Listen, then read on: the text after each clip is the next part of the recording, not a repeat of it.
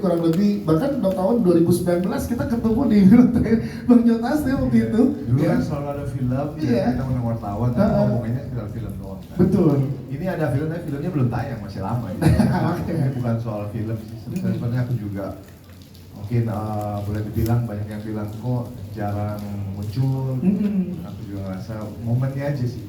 Aku sebenarnya pengen deket sama teman-teman pers juga, pengen ketemu sekali-sekali gitu. Mungkin jangan sering-sering takutnya bosen.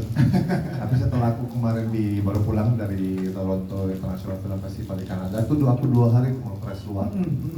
Jadi 2 hari itu dari pagi mau press ini sama semua lah ngomongin soal film, dan aku juga ngerasa kayak kok gue ini ya sama press luar Sering ketemu banyak, nih. tapi gue sama press Indonesia mikir-mikir nggak begitu banyak ya, nggak begitu sering. Jadi kesempatan ini aku merasa bahwa kalau aku udah di press luar udah dirujak, ya sekali-sekali dirujak di press Indonesia lah.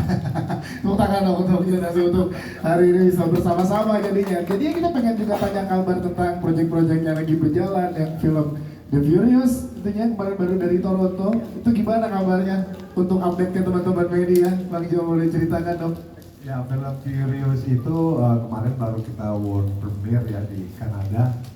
Hasilnya luar biasa sih, pressnya juga audience, dan juga kita dapat penghargaan yang ketiga kalau nggak salah itu. People Choice Award, dan juga di Rotten Tomatoes kritik semuanya ngasih 100% secara rating. Jadi so far sangat-sangat berita yang mengembirakan, dan bukan cuma aku, dan perwakilan dari Indonesia juga ada Kang Yayan. Iya, ada Kang Yayan. Bermain di film yang boleh dibilang international cast ya. Ada banyak banget negara, ada Jepang, ada Hong Kong, ada Asian American juga, ada Thailand, dan juga ada mainland China juga. Jadi satu kolaborasi semua orang-orang yang dipercaya oleh direktur yang sangat luar biasa, Kenji Tanigaki, boleh dibilang mungkin direktur action terbaik di dunia sekarang, digabungkan dalam satu film.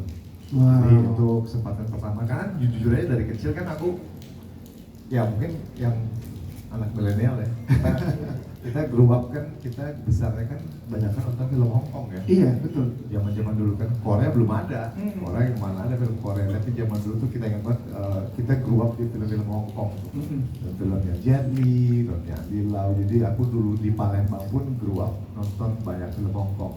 Dan cita-citaku waktu sebenarnya dari kecil, walaupun sempat main beberapa film Hollywood, tapi aku juga merasa bahwa suatu saat aku harus main film Hong Kong nih, karena dari kecil nonton film Hong Kong, main film Korea udah, Hollywood udah.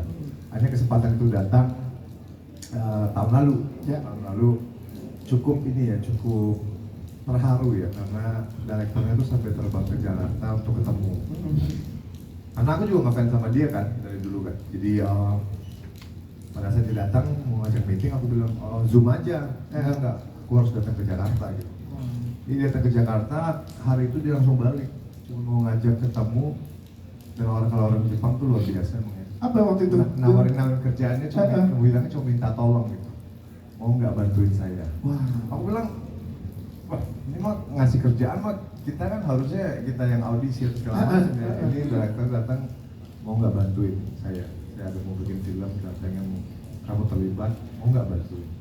Dengan senang hati ya, sebenarnya kan direktur hebat gitu, tapi emang tata kerama, etikanya luar biasa sih. Itu padahal bisa dilakukan yang tadi Nojo bilang, bisa aja lewat Zoom atau by phone gitu ya, tapi dia datang ya. Datang, cuma datang ketemu 2 jam terus dia pulang. Dan cuma untuk bertanya itu langsung, gimana rasanya Bang Jo? Aku perlakuan yang sangat luar biasa. Aku merasa kayak aduh nggak perlu seperti itu, tapi memang mungkin cara dia seperti itu ya, approach pemain. Dan juga ya waktu di Toronto juga kita selesai film, dia juga bilang aku sampai terbang ke Jakarta loh untuk dapetin dia. Belum gak usah terbang ke Jakarta, WhatsApp juga mau lagi. Ya banyak kan nama besar seperti Kenji Tanigaki untuk WhatsApp sebenarnya bisa aja dan diiyakan, nggak harus datang. Gitu. Jangan kan itu kan, disuruh casting audisi juga mau. Gitu. Tapi gimana sih Bang? Ada rasanya akhirnya gimana ya kalau kita bilangnya kalau sebagai penonton awam, aktor Indonesia ada di level sampai didatangi oleh direktur yang sangat luar biasa hanya untuk meminang gitu. Bagi rasanya gimana pada saat itu memilah rasa di dalam sini kan berkecamuk nih masih mixed feeling gitu Bang Jo. Pastinya tersanjung dan juga bangga banget berarti talenta Indonesia tuh di mata internasional itu kita tuh besar gitu. Jadi aku merasa bahwa ini sesuatu yang membuat semangat buat aktor-aktor muda juga bahwa potensi kita tuh sebenarnya besar sekali. Apa kita sadari dan tetap harus rendah hati dan tetap harus kerja keras dan tidak kecil hati pastinya.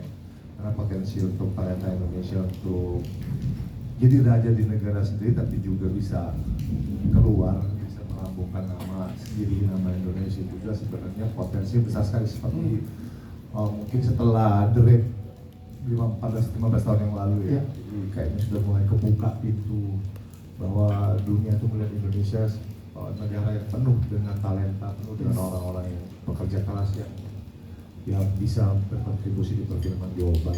Yes. Seperti kita lihat di layar ini keseruan pada saat di Toronto International Film Festival kemarin ya. Bang Jo, jadi boleh ceritakan nggak momen-momennya nih yang ada di layar yang dilihat oleh teman-teman media Bang Jo? Ya itu kita setelah premier ya 2 hari lah itu. Setiap hari kita ketemu sama berbagai macam wartawan, berbagai macam majalah, magazine, website film, ngobrol tentang filmnya. Jadi lumayan rapi dan lumayan hektik sih. Ada collider, ada macam-macam lah. Nanti kita diundang ke IMDb photoshoot, di mana di situ semua di TV itu kayaknya semua bintang besar yang ada di dunia sekarang semua ada di sana deh. Ya di industri perfilman hadir semua ya. Amerika. Pada saat di sana pun juga satu studio itu kita ketemu semuanya. Ketemu Ethan Hawke, ketemu Patrick Stewart, ketemu semuanya kayak papasan aja gitu karena sama-sama foto kan. Iya kan. Tapi tetap harus jaga martabat bangsa, kita nggak boleh terlalu jadi kayak halo ya udah cukup. Sebenarnya dalam hati kecil bocilnya pengen minta foto juga gitu kan, tapi jangan yang kita lagi bawa benda Indonesia, kita harus memposisikan kita sebagai sesama seniman dan tidak lebih kecil, tidak lebih besar, tapi seimbang. Jadi itu sesuatu yang mungkin juga aku banyak pelajarin bahwa kadang-kadang kita kan namanya juga orang baru ya di dunia global, pengennya excited dong ketemu bintang besar banget, tapi juga ada remnya gitu. Tapi gue mau pilih negara gue nih, gue nggak boleh terlalu membuat diri posisi gue rendah, jadi tetap harus respectful tapi tetap juga tidak membuat kita kecil di depan mata seniman lain. Yes, itu sepakat. Tadi kita kembali ke Furious, tapi kita pengen ke Mortal Kombat dulu yang sempat ramai juga beberapa minggu lalu di sosial media. Kali ini hadir kembali Nob Saibot. Ini kan, aduh ya benar tadi kalau milenial mainannya kita, Gen Z pun sekarang beregenerasi jadi tahu dan lain-lain. Update terbarunya apa kalau dari Mortal Kombat 2? Harusnya tayang bulan depan, tapi nggak tahu kenapa dari keputusan Warner Brothers, mereka melihat tahun ini mereka sangat luar biasa ya. Mereka ada 7 film kalau nggak salah, terakhir tuh Weapons ya, yang back to back itu opening weekendnya macam rekor lah satu tahun, studio bisa nggak pernah di bawah $40 juta gitu. Jadi somehow tahun ini mereka udah safe gitu loh, somehow ya. Mereka ngerasa tahun ini mereka udah bagus, tahun depan mereka butuh peluru lagi.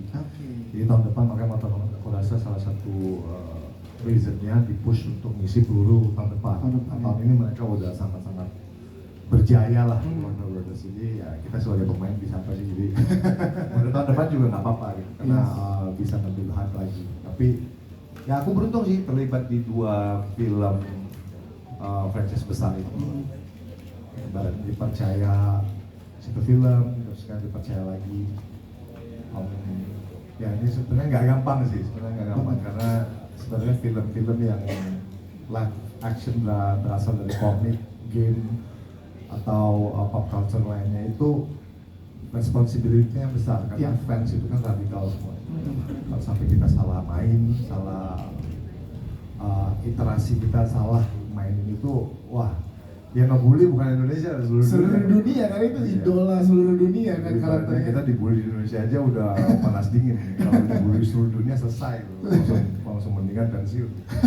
Tapi cukup beruntung tahun lalu 2021 ya, Mortal Kombat sebagai karakter yang sangat ikonik, Sub-Zero diterima, fans seluruh dunia menerima, mensupport. Jadi pada saat di Mortal Kombat kedua ini secara game dia transisi menjadi karakter lain, tapi dengan tetap manusianya sama, cuma secara lore di game itu dia itu emang ada transformasi. Uh-uh. Kalau yang main gamenya mungkin tahu. Jadi dipercaya lagi, nggak diganti sama orang lain. Yes. Suatu kehormatan sih pasti. Kalau ini menarik ini, kayak secara personal ataupun profesional, project-project ini ada reason tersendiri nggak untuk Banyu Taslim kenapa sangat spesial untuk Dido Project ini, Mortal Kombat dan juga The Furious? Kalau Mortal Kombat pastinya karena aku seorang gamer ya. Mungkin ada yang tahu, ada yang nggak tahu. Aku tuh mungkin boleh dibilang kuat introvert ya. Aku jarang gaul ya.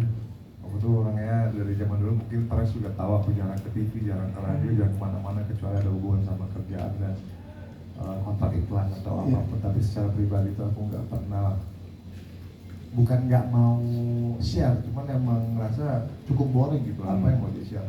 Aku senang nge-share sesuatu yang berhubungan dengan pekerjaan, sesuatu yang bisa membanggakan. Yang jelek-jelek sih bersendiri aja lah. Jangan di-share.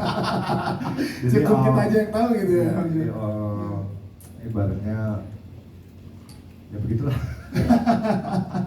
Jadi personal banget karena dua karakter ini kan. Jadi ya emang di Mortal Kombat satu karena emang gamer, jadi pasti bangga banget karena dari kecil mainin game ini. Tiba-tiba nggak pernah kepikiran dong anak Palembang tinggal di lorong dekat sungai gitu kan, dengan semua keterbatasannya main game juga nggak punya konsol ya, main ke rumah teman karena kita nggak punya uang, nggak punya konsol. Jadi kalau teman yang punya duit kita main, boleh dong main, tapi dikasih 2 kali game mati disuruh pulang kan. Kalau zaman dulu kan kita namanya apa tuh? Sewa rental gitu. Kalau bahasa Palembang itu ngandon gitu, ngandon main di tempat orang gitu, karena nggak punya Sega, nggak punya Super Nintendo. Kita kan main sekali 2 kali, udah ya, udah aja gitu. Iya. Tapi ternyata akhirnya berapa puluh tahun kemudian bisa mainin karakter itu, dan jadi suatu film yang ditonton di seluruh dunia. Itu kayaknya mimpi pun nggak berani sih. Dan akhirnya aja mimpi pun nggak berani sih. Tapi tercapai juga, jadi emang nggak mungkin sih kalau di dunia ini ya. Kita nggak pernah tahu. Ada ketegangan yang berbeda nggak saat pertama kali di Mortal Kombat yang pertama dengan berproses di Mortal Kombat yang kedua, yang seperti kita dengar tadi, karena proses yang berbeda aja nggak berani, tapi ada 2 momen yang sangat luar biasa nih. Apa rasa yang berbeda Bang Jom? Aku mentalitinya cukup unik ya, karena aku tuh kan mungkin aku mantan atlet ya. Mantan atlet tuh kan aku digembleng di pelatnas itu kan, kita keluar Indonesia tuh melihat bangsa lain nggak boleh ada 1% pun cium. Jadi mau ketemu Jepang, mau ketemu Amerika, kayak kalau bertanding nggak ada 1% pun kita ngerasa kecil. Itu yang selalu di dalam dunia keatletan tuh, kita sekali keluar untuk bawa nama bendera tuh nggak ada urusan deh. Mau negara paling kuat pun gua nggak peduli, kita buktiin di matras gitu. Jadi semangat itu aku bawa ke film juga gitu. Jadi pada saat aku keluar dan film di luar, aku ngerasa seperti atlet masih gitu. Oke, gue bawa menang bendera negara gue nih, gue aktor Indonesia gitu. Jadi aku nggak pernah takut sih. Maksudnya nggak pernah takut untuk ketemu aktor besar manapun. Dari zaman Fast and Furious, Vin Diesel, The Rock. Ya ketemu aja, tapi bocil dalam hati mungkin tetap loncat-loncat, tapi sebagai representasi suatu, walaupun bukan atlet ya, aku nganggapnya sama gitu.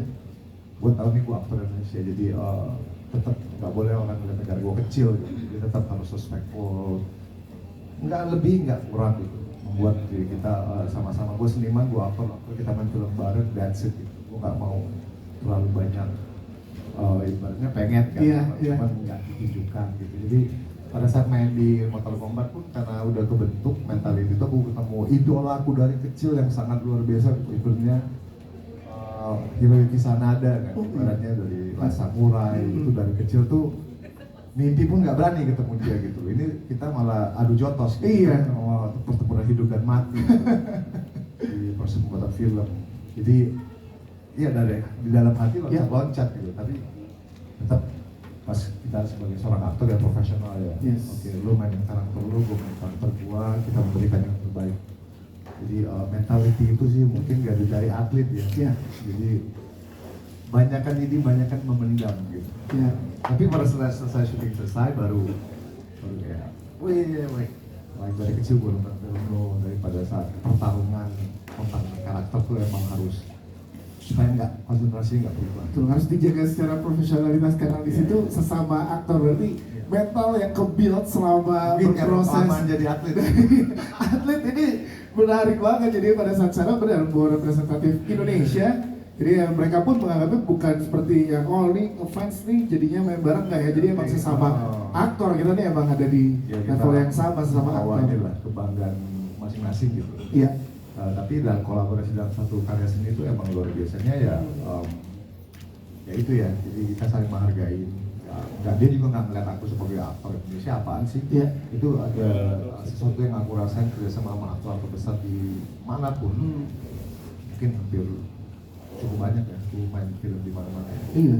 Nggak pernah satu pun pengalaman aku ngerasa walaupun mereka udah menang Oscar kayak udah menang apa kayak pada saat kita syuting bareng tuh nggak pernah seniman ke seniman itu punya respect yang luar biasa sih. Yang emang oke, lu main di film, kita main film bareng, ayo kita bikin film yang bagus. Jadi aku pun nggak ngerasa nggak pernah ngerasa dikecilkan atau dibully gitu. Yes. Dan aku juga nggak akhirnya memposisikan diriku untuk menghargai apa yang udah mereka berikan kita kerja bareng. Ya, karena yang selesai minta foto tetap sih. Tapi setelah prosesnya semuanya selesai, itu ada lah ya, harus ada ya. Nggak bisa dipungkirin kita penggemar mereka kan. Yes, dan itu momen yang luar biasa. Pas kerja selesai ya udah jadi anak kampung lagi nggak apa-apa. Tapi selalu ada isu menarik yang dibawa oleh seorang Bang Joe Taslim di tiap karakternya dan juga perannya di film-film. Apalagi di yang terbaru yaitu The Furious ini ada isu terkait child trafficking, human trafficking. Nah itu boleh diceritakan Bang Joe gimana? Iya, fun fact ya, aku juga baru ngerasa deh, ada beban. Cukup banyak film aku berhubungan dengan interaksi dengan anak kecil ya, message buat anak kecil gitu. Di The Night Come For Us dia nyelamatin anak kecil sampai harus mengorbankan semuanya gitu. Di Suara Kecil Untuk Tuhan dia jadi seorang dokter anak gitu. Terus di Furious sebenarnya karakter ini seorang jurnalis, tapi jurnalis investigator yang emang masuk ke dalam kegelapan dunia gelapnya child trafficking untuk nyelamatin anak-anak yang terjebak di dalam sindikat itu. Jadi cukup menarik dan akhirnya aku di plan juga campaign kita utamanya adalah menyediakan air bersih untuk anak-anak kita yang kurang beruntung di NTB, contohnya di Flores yang anak-anak itu emang nggak punya air bersih. Jadi perjalanan hidup aku di karir ini emang cukup ada koneksi terhadap anak-anak dan aku nggak tahu kenapa, mungkin kehidupan lalunya guru TK gitu. Jadi atau kalau aku lihat sih mungkin karena aku punya anak 3 ya. Iya. Jadi aku tuh cukup sensitif gitu. Setiap ngeliat anakku hidupnya cukup gitu ya, tidurnya nyenyak, di otakku cuma satu. Aku selalu berpikir anak-anak yang lain ya hidupnya kayak gini nggak ya gitu. Jadi mungkin itu sensitifnya aku ya. Jadi setiap ada film yang ada hubungan sama anak kecil itu selalu jadi gitu. kayak oke, gue mau. Dibanding film-film yang tentang perang atau tentang romance atau tentang hal-hal, tapi kalau film cerita itu tentang karakter yang namanya anak kecil atau dia ada hubungan sama anak kecil kayak karena mungkin punya anak 3 ya. Jadi merasa kebapaannya dekat. Berarti ini hint buat para produser yang lagi melihat nanti liputan ini ya. Kalau cerita tentang karakter yang melawan vampir dan monster di anak kecil pasti oke. Pasti oke. Berarti itu udah sejak emang awal emang di plan Bang Jo atau memang akhirnya ke-build seperti itu dengan proyek-proyek yang datang? Gak sengaja, jadi pas pikir-pikir emang rata-rata film aku ada hubungan sama anak kecilnya. Jadi emang itu keunikan yang nggak pernah di planning juga. Tapi ternyata emang selalu menarik skrip-skrip itu, dan juga aku terlibat sama plan juga pada saat itu mereka bilang mau nggak kita jadi bagian kita campaign tentang anak-anak. Otomatis aja pokoknya kalau sudah kayak gitu otomatis ya. Kayaknya mau nambah anak satu lagi mungkin. Nah itu dia. Tepuk tangan dulu dong untuk Bang Jo Taslim. Nah kita tadi udah stick juga.